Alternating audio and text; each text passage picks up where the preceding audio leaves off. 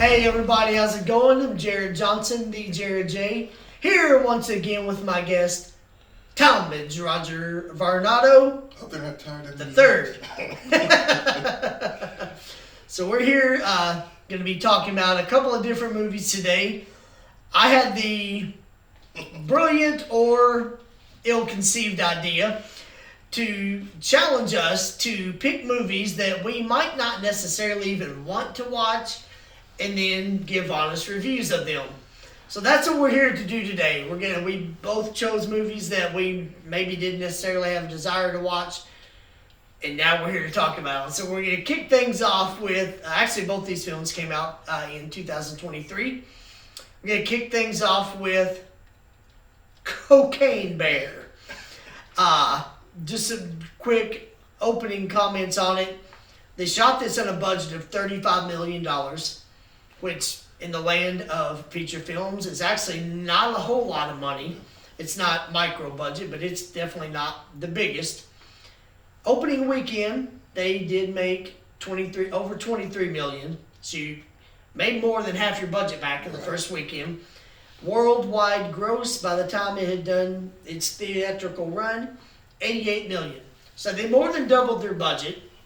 And I will say my first thought when I heard of this movie and what it was about, I was like, what on earth, what type of nonsense is this that's being thrust into the world of all the foolish notions that a person can conceive? I was like, are we serious? That's what this is a real movie. Y'all not somebody not just seeing if I'll believe some nonsensical foolishness. No, it's an actual movie.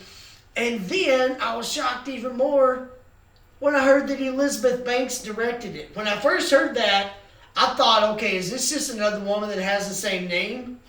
So really, I went to IMDb and looked, and it was her. Just as sure as poop stinks, it was the Elizabeth Banks that I was thinking of. Poop stinks? Yeah, just as sure as poop stinks, it was the Elizabeth Banks. And I thought, how did they get her on board?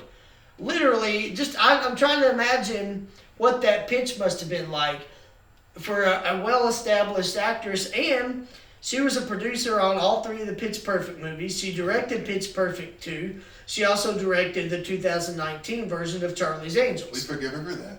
Yes, we'll try to overlook certain things.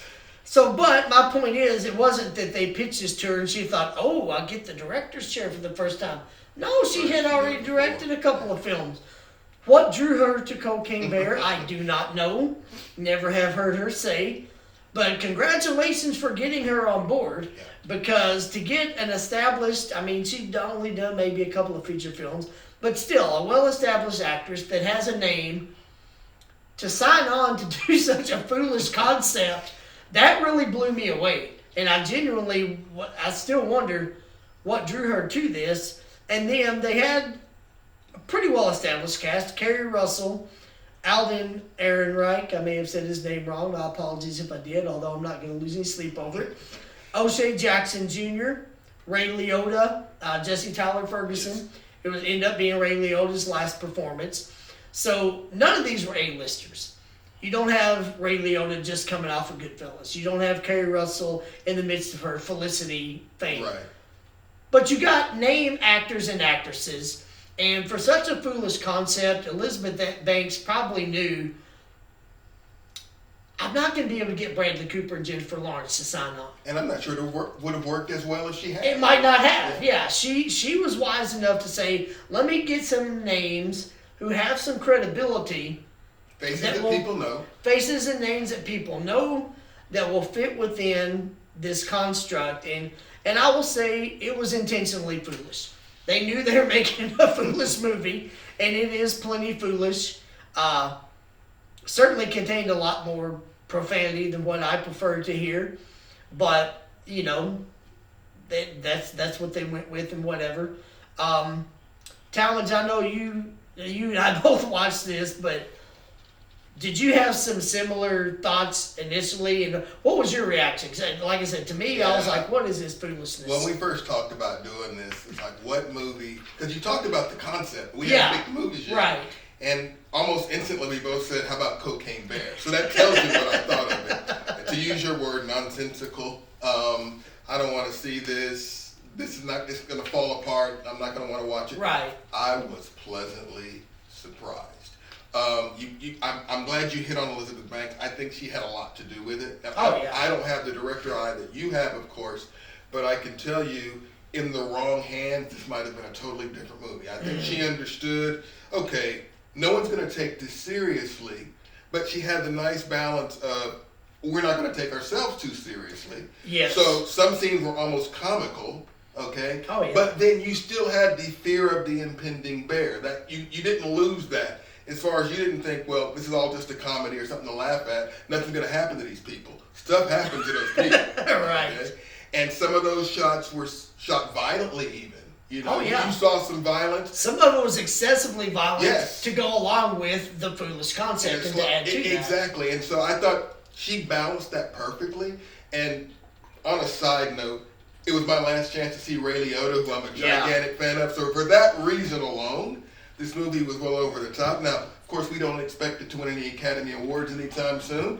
It seems unlikely. But I tell you, I think it will stand the test of time. I think it'll be one of those movies you see on a major network on the weekends, in their loop, week after week after week, because I think it will have a cult following. Yeah. And I think people, 20 years from now, it's still going to be the same movie, and I think they'll watch it. Yeah, it'll gain a similar following to stylistically different because of the foolishness, but some people that can watch every Friday the 13th movie that's ever been produced, no matter how idiotic it is that Voorhees can get chopped into 78 or 14 pieces and come back in the next movie, there are people that will watch every Friday the 13th movie. You all might not have gotten that reference, but I know it very well. Talmadge has heard me make that reference 198,004 or 6 times. But maybe one day we'll tell everybody what that's about. But in the wrong hands, this could have been a colossal train wreck.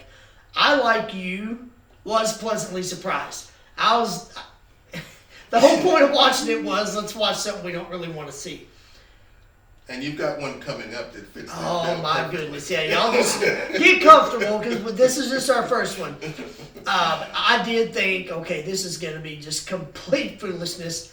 And there was a lot of that, but I love what they did, and you touched on it. They knew no one was going to take it serious, so they said, let's purposely be foolish and just have fun with it ourselves, but there's still that level of the impending doom.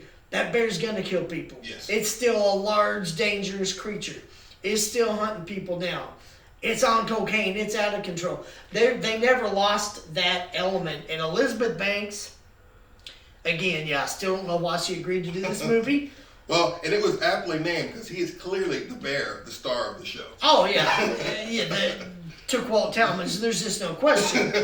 But in the wrong hands, this could have really been a colossal mess. So she did do a very, very good job balancing all those different elements and combining the horror with the comedy. And directing comedy can be very challenging because the timing is so crucial. Well, that's what you hit on too. The timing of this movie was perfect. There were scenes when you knew something was going to happen, and you might have had a very good idea. Okay, there's a bear coming, probably going to die, but then he wouldn't attack instantly. So you're like, okay, well, I get a reprieve, I guess. And then he attacks. Then you start to take a breath and hear like, okay, he did do what I thought he was going to do. Yeah. So that was a nice trait of the movie as well, I thought. I do concur. All right, so after having seen it, would you recommend it to people? I definitely recommend it. Again, know what you're going in to see. Yeah. You know, it's not going to be Shakespeare, but if you want to have, a fun time for 2 hours, go for it. Yeah. Don't expect Schindler's List. Don't expect The Godfather or Citizen Kane. But yeah, if you just want to be entertained, and like I said, I was actually surprised with it as well, because both of us thought it was going to be just completely idiotic. But I will say, when I found out it was actually Elizabeth Banks, I was like, okay, it's got to be better than I imagined, because I trust her enough with the stuff she has directed. I was like, it can't just be a complete steaming pile of horse crap, because even if that's what it could have been in somebody else's hands, I trusted it was going to have something to it with the fact that she did direct it. So anyway, Not the greatest movie, not my favorite, not gonna go down in history as one of my best analogy, steaming pile of horse crap, you know. Well, you know, it's a cocaine bear, a little bit different, but just only a little maybe. But no, if you just want to be entertained, you want to find out how good it is, how ridiculous it is, whatever. It's worth a watch. I watched it on Amazon Prime. I think it's still streaming to my knowledge, and to Talmadge's point, this movie will probably stay around. There's always going to be people. Sadly, as a race and as a society, we're drawn to chaos. No question. We're drawn to train wrecks. We're drawn to car wrecks and mangled vehicles and those types of things. So there's always going to be people. There's always going to be an audience for a movie like Cocaine Bear. And who knows, there might be a Cocaine Bear too. That would not be that shocking, to be completely honest. We'll see how that happens. Go ahead and start pitching Elizabeth Banks now before she signs up for. But before you move on, hey, you know how people like to copy. You're gonna have a cocaine crocodile and a cocaine whale. You have a LSD giraffe, and you never know, because the industry oftentimes is a very copycat industry. If something works, let's run with it until it doesn't. I mean, look at, not to get too far off our subject, but look at the way the Marvel Cinematic Universe has grown. Once they saw that was working, my goodness, it exploded. And there's the DC movies. There's even been some movies with superhero kind of themes because, hey, audiences are loving this stuff right now. And there's no end in sight. No, there definitely, indubitably is not. All right, so there's Cocaine Bear. We're going to hear a quick word from our sponsor. Talmadge and I will be back to discuss our second movie. Hello. I hope that you're having a great day. I want to talk with you about a serious issue that potentially plagues 782 or 11 Americans each week. That issue is diarrhea, or the brown lava, or the runs.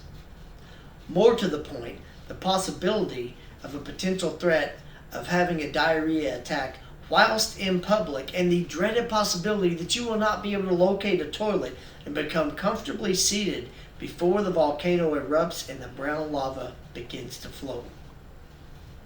When one reaches adulthood, public pants pooping is no longer considered socially acceptable. No one wants to deal with this, even those that say that they do. A potential diarrhea attack whilst in public is accompanied by multiple side effects: nervousness, paranoia, loss of the ability to focus on anything other than somehow controlling the volcano before it erupts and the brown lava begins to flow. But you do not have to live like this. Introducing the Johnson & Johnson diarrhea suppressant. In most cases, taking only 7 pills at one time will control the volcano before it erupts and the brown lava begins to flow. Never again live with the paranoia of possible public pants pooping. Pick up some Johnson & Johnson diarrhea suppressant today. Don't let diarrhea run your life. The Johnson & Johnson diarrhea suppressant is definitely not available for purchase anywhere. And welcome back. Talmadge and I are still here. I'm still in my Miyagi shirt. We're not here to talk about the Karate Kid, but I will say Miyagi is one of my all-time favorite characters. Another story for another day. Another story for another day. But yeah, Miyagi is one of my all-time favorite characters. All right, so we talked about Cocaine Bear. The second movie that I watched for the purpose of doing this episode was a feature film entitled Barbie. I'm still trying to come to grips with the fact that I actually sat through this movie. Just like Cocaine Bear, when I first heard there was a Barbie feature film, my immediate, genuine reaction was, Seriously, why? For what possible known cause are we going to have a Barbie feature film? Because it's not like just one person somewhere thought this would be a good idea. In order to get this movie produced and in theaters, you had to have a team of people. You had to have a whole bunch of people on board. We want to see this Barbie movie. And I'll say there's an audience, of course, because all grown women at one time probably played with Barbies. They bought Barbie for their daughters. It's a massive money-making stuff with the dolls, and my nieces have tons of like the straight-to-DVD animated, so I get it. There's a market for it. But a live-action feature, seriously, why? Like, that was still my reaction, even though I was like, okay, it'll probably make some money. I just could not hardly believe that we lived in a world where this was... I don't think anybody's shocked that you didn't. The thing is, so I will say this real quick, and then I'll go back to some of my my feelings about it. They shot it on a budget of $100 million. Opening weekend, it makes $162 million. So you already exceed your budget in one weekend. The U.S. and Canada total gross $635,730,004. The worldwide theatrical gross $1.44 billion. That's a market. Before I go any further, my personal feelings aside, this movie was a force to be reckoned with. You make $1.4 billion. I don't care if me and millions of other people hated it and thought it was the stupidest idea ever. You make $1.44 billion. You did some things right. I will not deny that. That is a serious, serious number for any movie to make. So once I decided to watch this movie, I thought, okay. First of all, I heard that Margot Robbie was going to be in it. Well-respected actress, very talented, great performance in I, Tonya, where she portrayed Tonya Harding. She was nominated for that. Nominated for supporting actress for a movie entitled Bombshell. Very good performance in both Suicide Squad movies and the Birds of Prey movie, portraying the comic book character Harley Quinn, who is crazy, and Margot really embodied it. Very talented actress. She's not hurting for work. I was like, she's doing Barbie. I will say, beautiful, blonde. She's got the personality. Okay, I kind of understand, but still, why? Like, I can understand an actress with those qualities who was wanting to make a name. Then again, they wanted an A-lister to carry the film, and why not? And then I hear Ryan Gosling is doing it. And I was like, what is he doing with his life? I'm not trying to insult him. I'm trying to actually compliment him. He's a very good actor. I just want to understand. Gosling's a very good actor. We talked about him in a previous broadcast. He was in Remember the Titans. Was very good in The Notebook. Sidebar, I don't want to get too far off track, but I am a guy that actually really likes The Notebook. It's a very deep story. I thought Gosling and Rachel McAdams were both very good. He's done a lot of good work. He was nominated for lead actor for 2006 for a movie called Half Nelson. Kind of went under the radar, but he was very good. Perhaps his best performance was 2007, Lars and the Real Girl. Really strange, bizarre movie, but Gosling really went for it. Man, he embodied this bizarre character that is so difficult to even fathom. And he's just given great performances over and over. Blue Valentine is very good. He's nominated again for La La Land, which his co-star Emma Stone won Best Actress for. The guy's got a great, again, he doesn't need to make a name. He's done all the things I just mentioned and more. He's playing Ken in a Barbie movie. If you want to play a character named Ken that is in something else, I don't care. Fine. You're playing Ken in a Barbie movie when you're Ryan Gosling. I could kind of get where the studio would want those two. I had a hard time grasping why on earth did they sign out. Like, how much did they get paid? Well, it had to be the iconic name and the brand of Barbie. That had to be the pull. I mean, that had to be a heck of a lot of it. Yeah, I was like, what is Ryan Gosling doing? And then as I was watching the movie, I'm just gonna full disclosure here. I have two nieces, Leah and Alexis. They love this movie. They would have wanted me to see it if I was with them. I would have gone and watched it with them because since they've been alive, I'll watch anything they want me to watch, and still to this day will do so. I made the commitment to watch this movie for this episode. And then I had to decide, okay, am I going to go out to the theater? A grown adult man. I don't have any daughters. My nieces are not with me.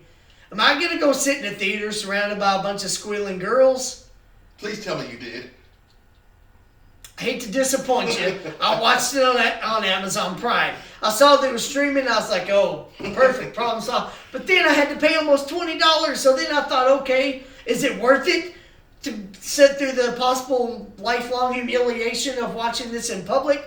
Or do I want to spend $20 at least watching it at home? I spent the $20 and watching it at home. Yeah. So I'm watching the movie and I'm like, okay, I'm going to be objective, going to give it a fair review. So as I'm watching it, at a certain point, fairly early on, I literally erupted into laughter. I was home by myself, nobody else around, but I didn't laugh because I thought something in the movie was so funny. I laughed at the situation that I was in. And I genuinely thought to myself, okay, I got no business asking what Ryan Gosling's doing with his life. Jared, what are you doing with your life? You are a grown adult man. You don't have a daughter. Your nieces aren't here. You're sitting at home on your time off from work. You could be doing anything. You could be rewatching Training Day and doing the Alonzo laugh. You could be doing literally almost anything within your means. You're sitting at home paying $20 to watch Barbie.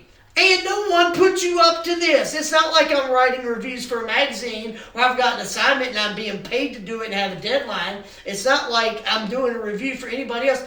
This was self-imposed. This was my idea. I can't point a finger at anybody else. I can't even blame you. This was my idea. Oh, your fault. You didn't even push this on me. When I said, let's watch movies we don't want to watch, you didn't say, I dare you to do Barbie.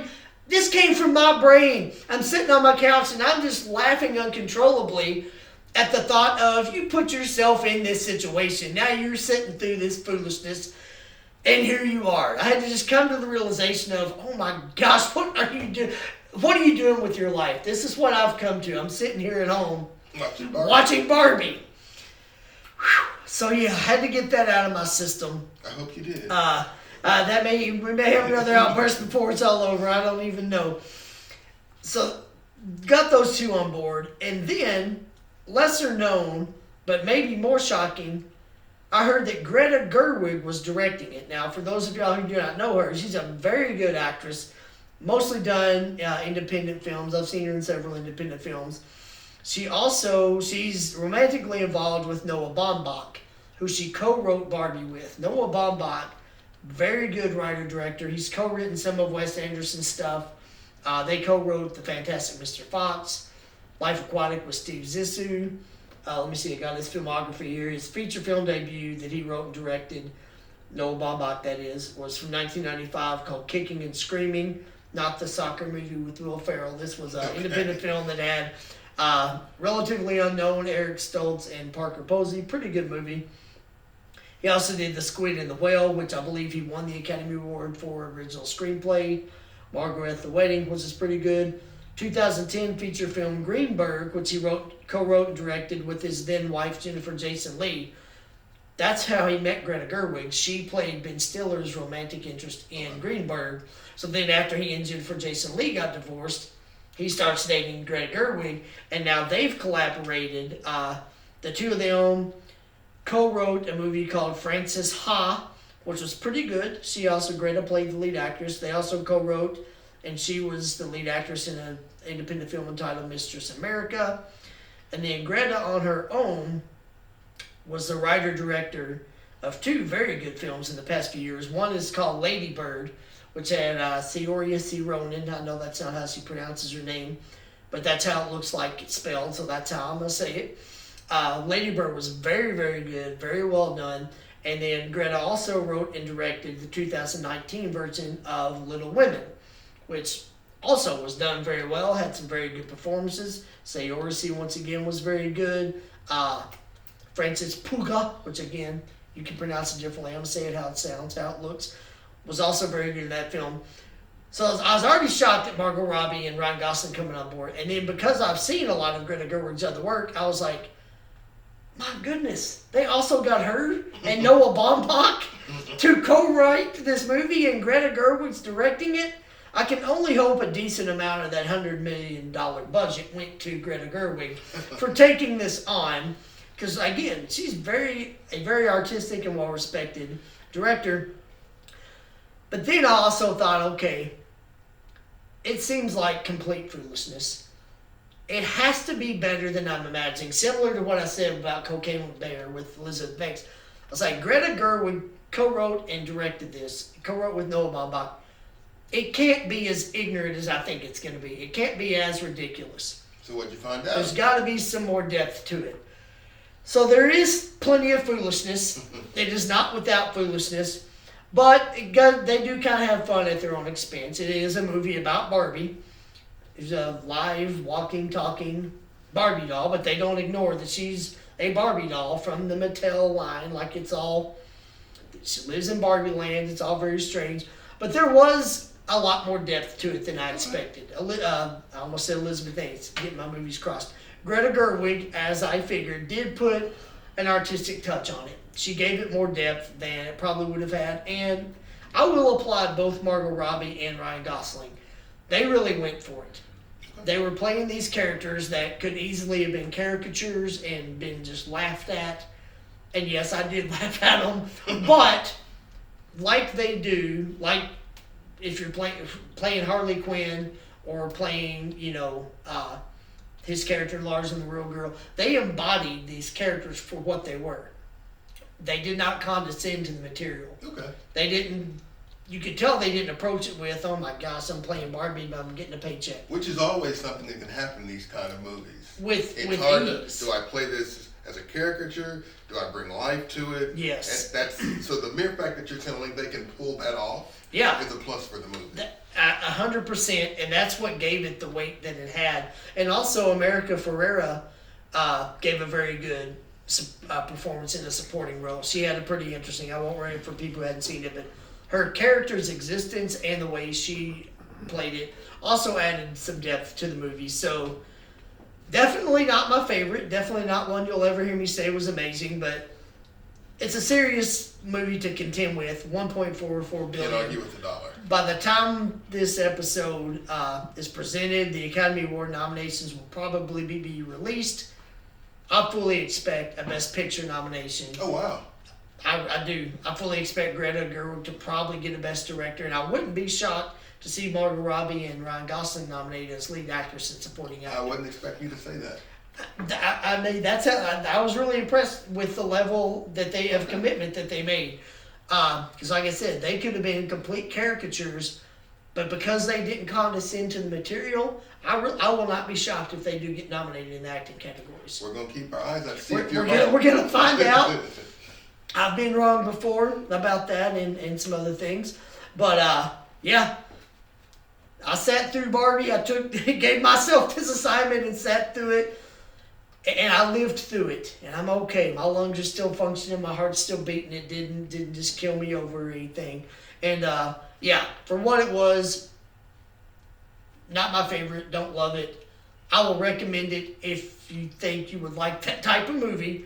For what it was very well executed. Congratulations to everyone involved. Noah Baumbach, Greta Gerwig, proving that they can do something that's not just a low-budget independent project. They took on a big-budget thing, made it work. Almost convinced me. To go check it out. To go see it.